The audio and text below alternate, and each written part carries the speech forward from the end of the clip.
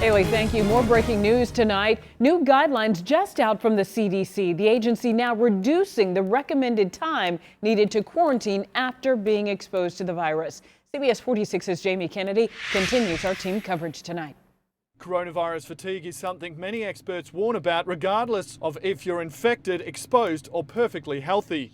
It's great to say you're tired of sequestering and restricting your behavior, but this is just like a war. Experts warn we are in no way out of the danger zone with the pandemic, but there's now some relief for the public who come into contact with infected people and have to quarantine. CNN reports the CDC will soon issue new guidelines reducing the number of days close contacts should quarantine. Look, I think this is a prudent step. I think we should have contemplated this earlier, because the reality is most people who get exposed to COVID are going to come down with COVID.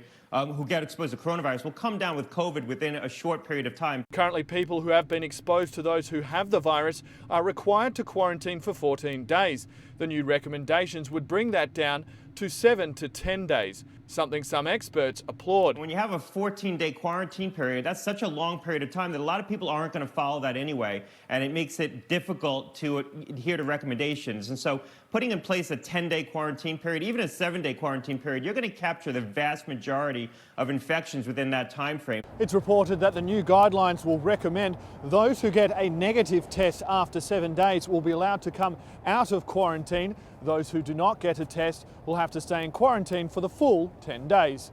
In Atlanta, Jamie Kennedy, CBS 46 News.